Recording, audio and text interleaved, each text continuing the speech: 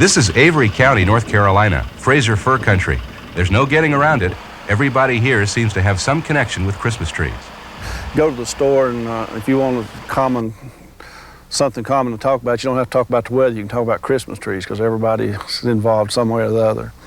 It takes 12 to 14 years to grow a Fraser fir for market, longer than average, but some people, including Waite-Still Avery, wouldn't have any other kind of tree.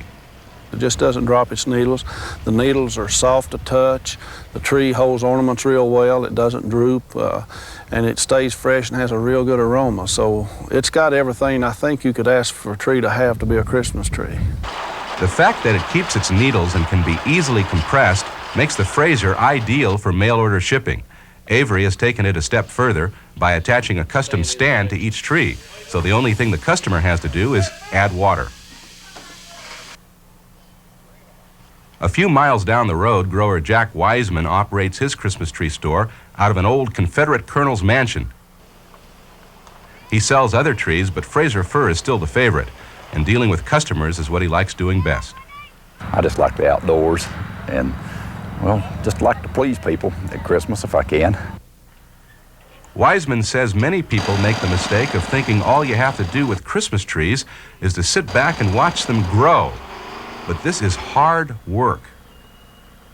And all that time you've got to spray it, fertilize it, trim it, and really take care of it. And the work becomes more intense the further south you go. Although the warmer climate makes trees grow faster in as little as 4 to 5 years, the trade-off is more labor along the way. Shearing is the main thing, and we shear twice a year. We shear in May and in August, around there, and it's a drastic shearing. The tree is the Virginia pine. Unlike the Fraser, which grows naturally in the Blue Ridge Mountains, this tree didn't start out looking anything like a Christmas tree. It's really a scrub pine up in the mountains of North Carolina and Tennessee. But when it's sheared, it will make a nice Christmas tree. But it does not grow naturally that way.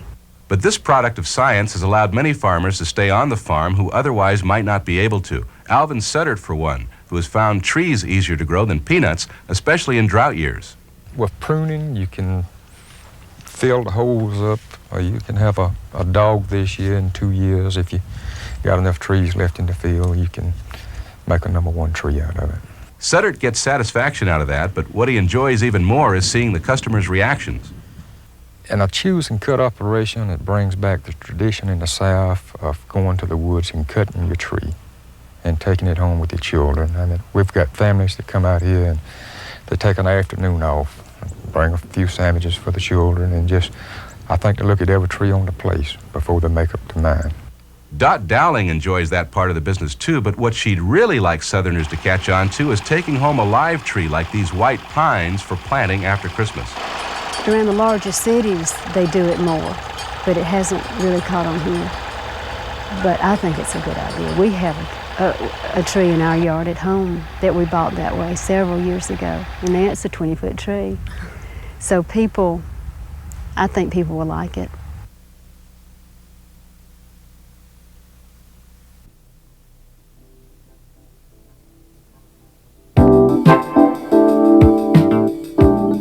Holt, Reinhardt, and Winston's French video combines print and proficiency-based video